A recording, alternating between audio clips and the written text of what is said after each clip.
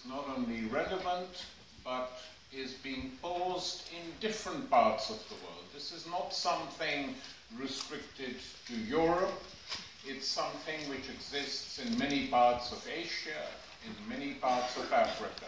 And we can summarize it as follows: that within the given framework of capitalism as it exists today, all political parties in power or who wish to come to power within that framework have basically to agree to carry through the same policies.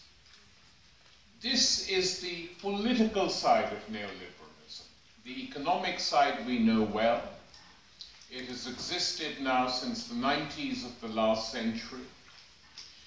But a more critical view has emerged, especially after the Wall Street crash of 2008.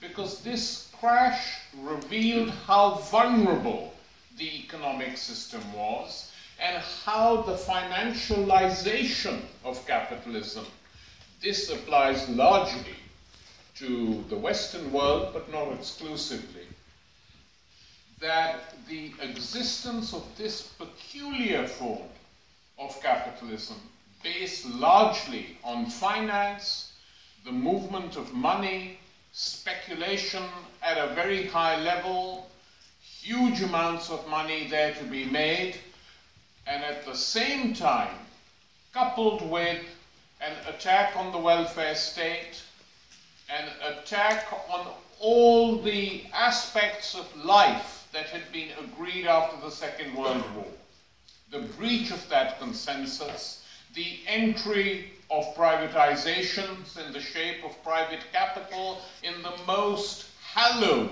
domains of social provision. This is something to varying degrees that we have witnessed in this country and, of course, in other parts of Europe. And so the issues raised by it are quite similar.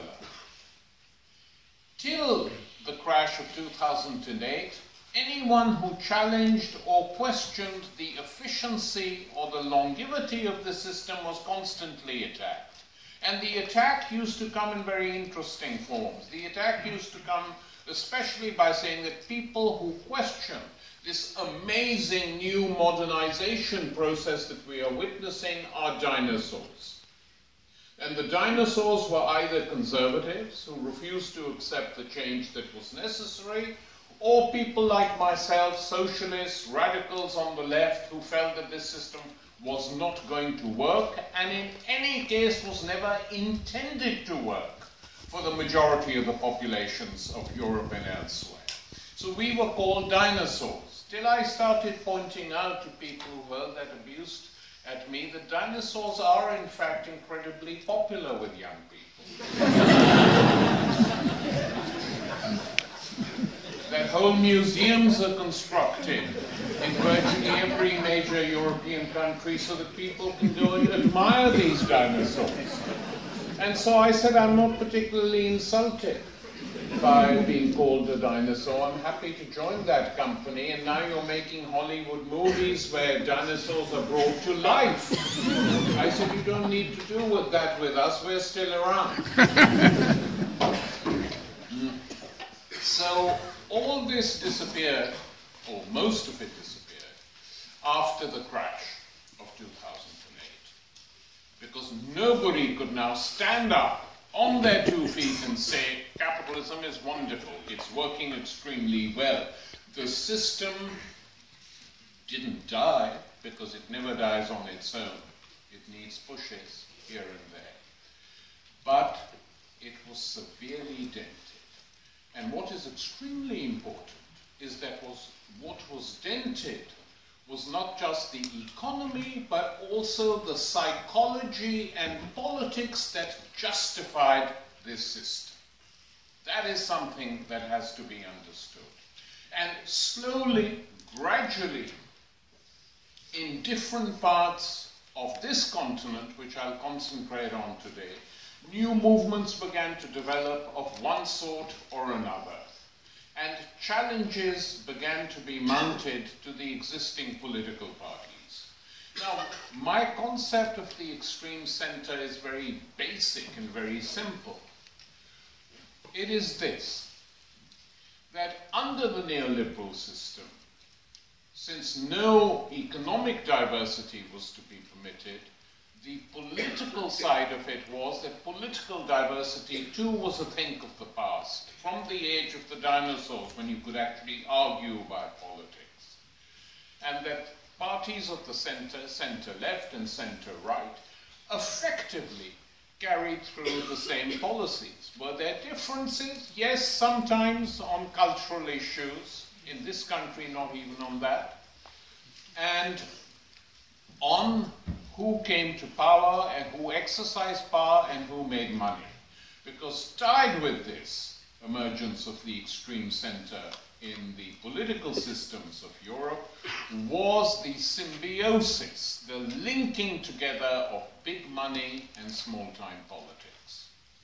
And if you look at the scandals that have erupted, at the number of labor politicians, new labor politicians, who have ended up working for the private companies who they aided and helped when they were government ministers. It's quite astonishing, quite astonishing.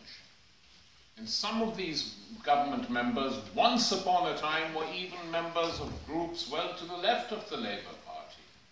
Take one case, Milburn, Alan Milburn, the Health Secretary, Labour Health Secretary, working now as a senior consultant for those who wish to privatize the health service and constantly putting pressure on it.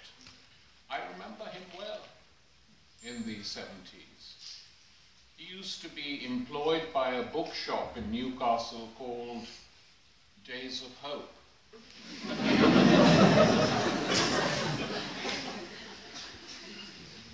And he was so busy smoking all the time.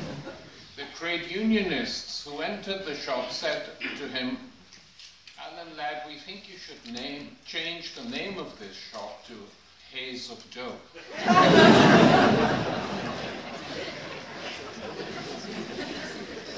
And guys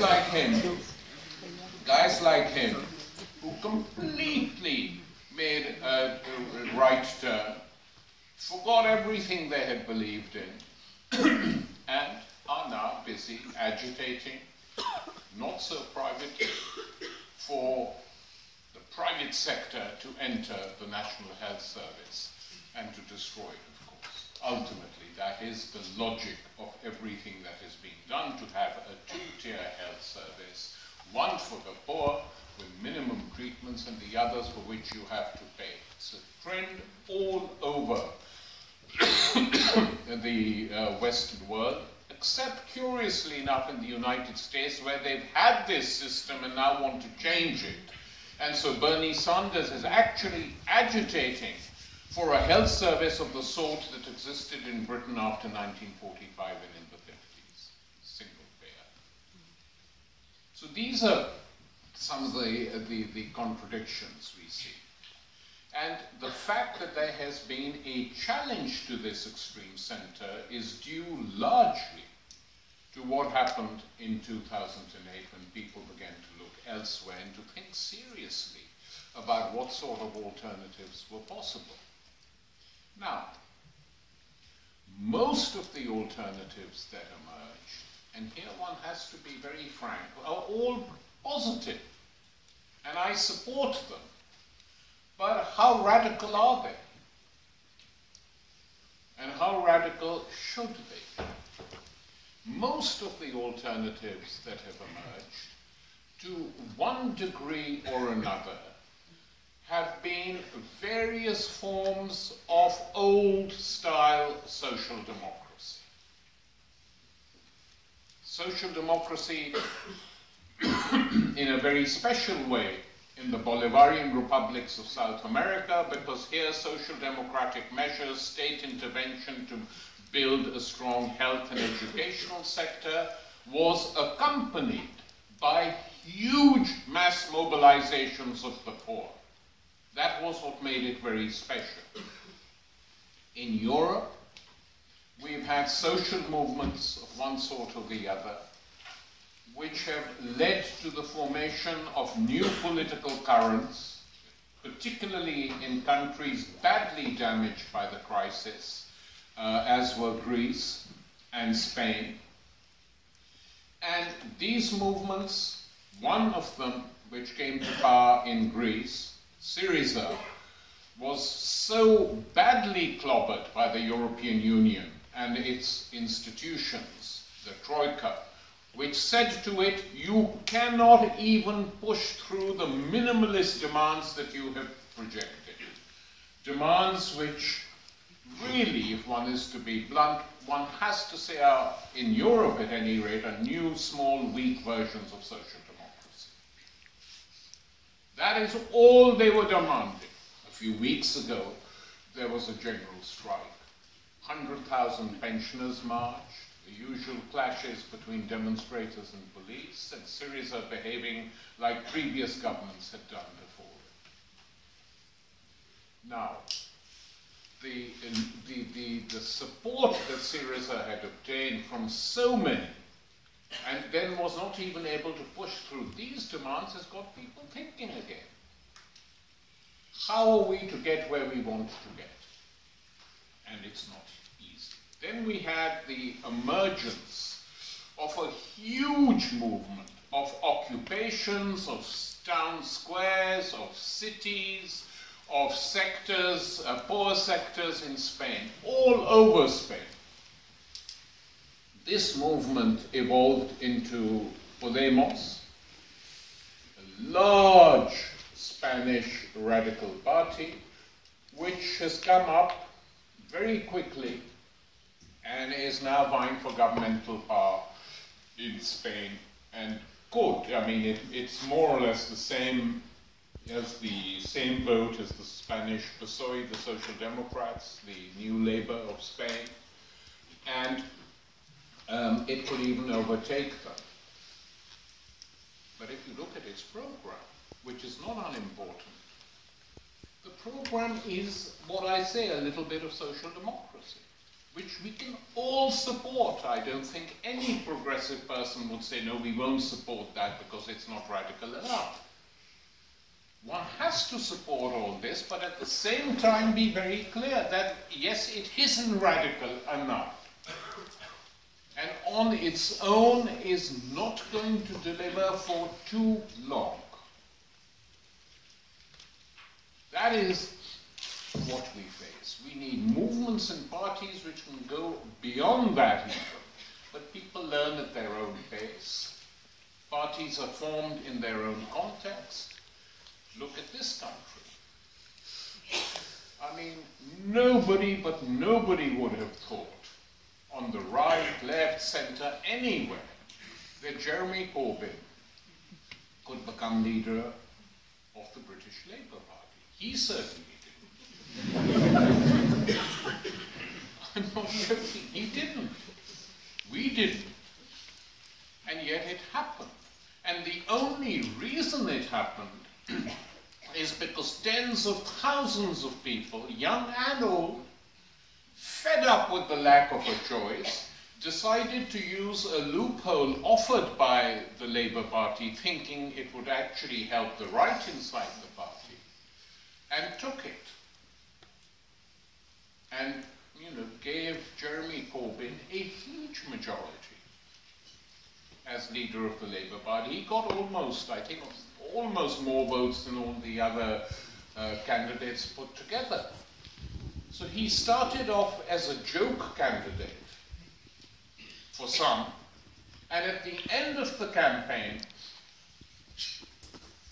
it was obvious who the joke candidates were. The ones backed solidly by the bulk, not just the bulk, by every single grouping within the English media. Everyone. They failed. And Corbyn won. victory really brought English politics back to life again. I say English because Scottish politics had already been lit by the campaign for the referendum, the independence campaign. I mean, I was there several times during that campaign. It's unbelievable to see the rapidity with which people were politicized, discussing with each other, school students allowed to vote at the age of 16 for the first time, different arguments for independence, against independence, and it went on and on and on. And it had a huge impact on people in Scotland. And in my opinion, it also had a huge impact on people in England. And the young people who came out for Corbyn were not blind to what had taken place in Scotland some months ago, or some years ago. And so the Scottish movement resulted in a huge shift. Many thought that after the defeat of the referendum, that would be it now for another 5 years, but it wasn't it. I remember going up 10 days after the defeat of the independence side, and there were 2 meetings taking place. One of the radical independence campaign, and there were 3,000 people at that, and Scotland is a small country. And there was another meeting organized by the SNP, the Scottish Nationalists, and that had 12,000 people at it. And just observing this, one knew that this was not going to go away. And they took Scotland in the 2015 elections in the United Kingdom. They effectively took Scotland, the SNP. So a bulk of the Scottish working class shifted its allegiances. Labour's hegemony in Scotland completely destroyed, because the Scottish Labour Party was a parody even of the Blairites at Westminster. Destroyed, gone. And nobody thought that that process would repeat itself in this country so quickly. But it did. And so we have Jeremy Corbyn as leader of the Labour Party. I've argued that he is the most left-wing leader the Labour Party has ever had.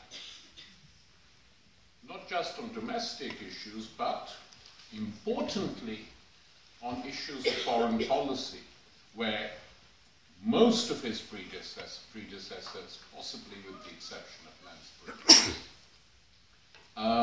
had been quite traditional, conformist in terms of foreign policy, supporting the British Empire, supporting the British state, not challenging anything.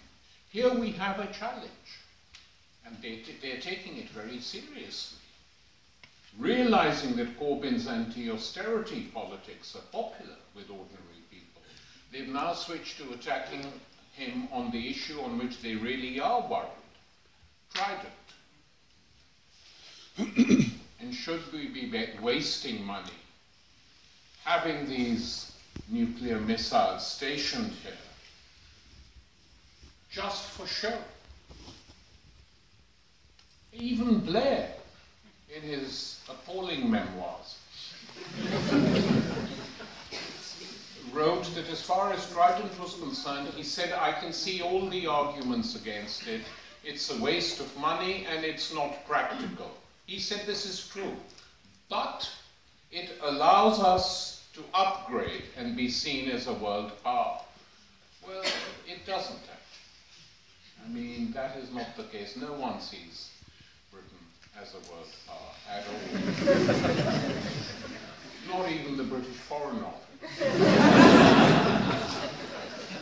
They know perfectly well what is going on and how things function. And everyone knows, everyone within the establishment knows, that however many Trident missiles you have, you can never use them unless the Pentagon greenlights it. Nothing can happen without the United States giving their approval. So why bother with them at all? I mean, no one's going to wage a nuclear war on Britain, or if some idiot does, the United States will defend Britain. I mean, there's no doubt about that. So even if you accept the sort of most absurd side of that argument, but they don't like the fact that this has become a big political issue again, and they don't like the fact that Corbyn opposed sending in bomber jets to bomb Syria. And so all attempts are being made to try and get rid of him before 2020. And whether it happens or not depends a great deal on how many people mobilize. Because if you depend, or if he depends exclusively on forces inside the parliamentary Labour Party, he's lost. The question is how to use the 200,000 new members who've joined Labour and turn them outwards to win over other people. That is how it will be done, and it can be done. I'm very confident about that. But the tactics have to be very clear. That the tactics which got Corbyn elected leader of the Labour Party have to be multiplied, improved qualitatively, and it's not impossible that there can be victory in 2020. If the powers that be let it happen. So it's interesting that the crisis of 2008 finally worked itself up in England, inside and through the Labour Party. I must say I'd never thought that that was possible again. I thought the Labour Party really was dead. And I wasn't too upset either. But I was wrong. One has to admit this. And one reason for this is that we've never succeeded in this part of the country in coming up and building something really solid to the left of the Labour Party, like they have in other parts of the continent. And one reason for that is that the electoral system, first past the post electoral system, seriously distorts the democratic process and is designed precisely to prevent third parties from coming up and challenging, either from the right or the left, which is why so many of us have been arguing for a proportional system for so long in this country.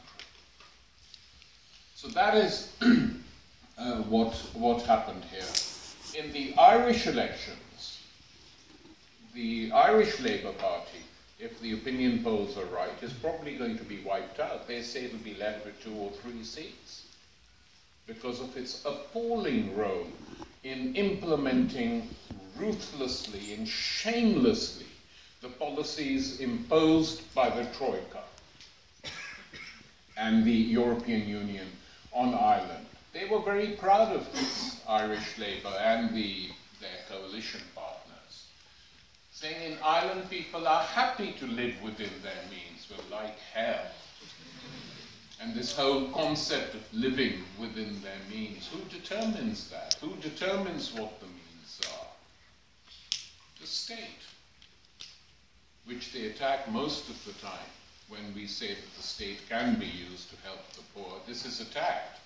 But when the state is used to help the rich, without the state, who would have authorized the trillions used to bail out the banks in all the Western world after 2008? The state was used, taxpayers' money was used to do that.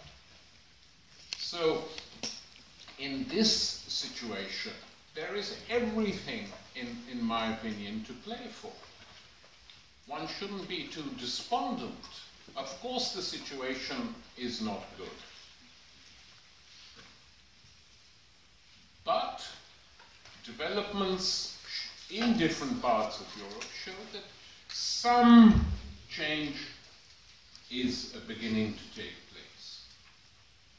And new movements are emerging. A new generation is emerging here and in the United States of America, which wants something else. What is very interesting in the States is that the attempt by Hillary Clinton, for instance, to use a very crude form of identity politics has backfired very badly. When she found out in Iowa that the bulk of young people, including young women, voted for Bernie Sanders, they've changed their tactics. Prior to that, the Clinton camp was saying that women who didn't, I mean, you you remember, have you heard of a character called Madeleine Albright? She's the one who once told CBS television that 500,000 children dying in Iraq because of Western-imposed sanctions was worth it. That's the one when she was Clinton's Secretary of State.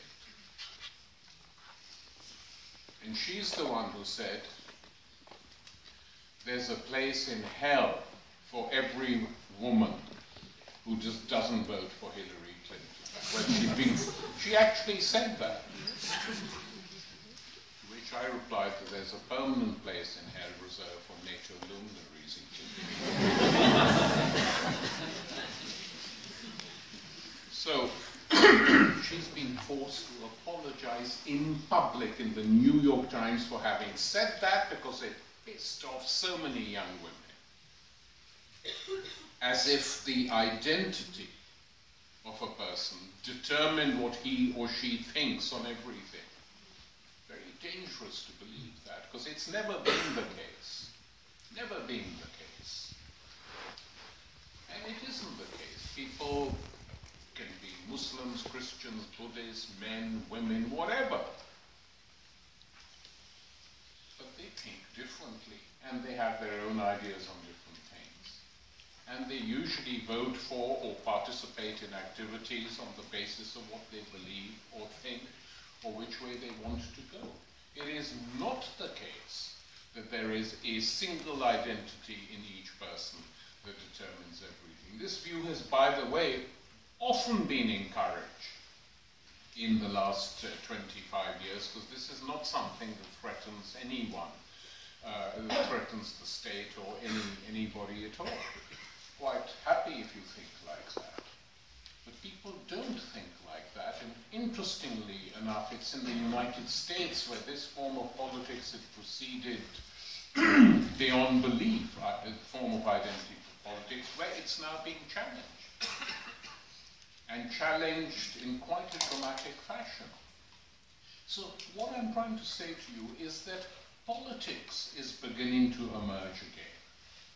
And that is something to be pleased about.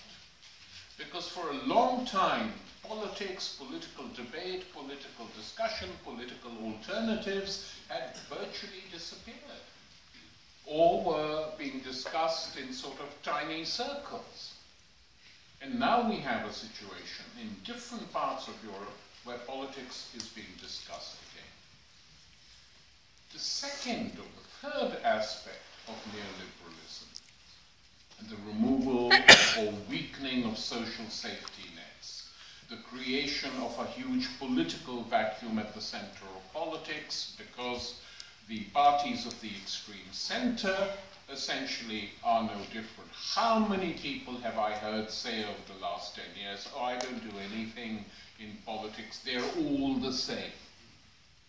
What they meant, of course, was that all the mainstream parties were more or less the same, and that, of course, was true. But the creation of this huge vacuum in European politics has not always been taken advantage of by the left. We are seeing now also, and this is something we shouldn't forget, the growth, rapid growth of an extreme right. In France, the Le Pen party is doing extremely well in the opinion polls. It's not going to win France, but it'll come pretty close to doing it. And the frightening thing is that various polls show that a majority of young people between the ages of 18 and 26, those who participate in politics in some shape or form, say that they are sympathetic to the National Front in France. Now, how do we explain this? We explain this by the fact that the Socialist Party is completely and totally bankrupt, and the groups to its left have failed to inspire anything in France. Otherwise, it wouldn't happen. In Germany, which is a very careful country, and kept that way since the Second World War by NATO and the United States, We have the emergence of a party called Alternative for Deutschland, a party for a German alternative, which is on 10%.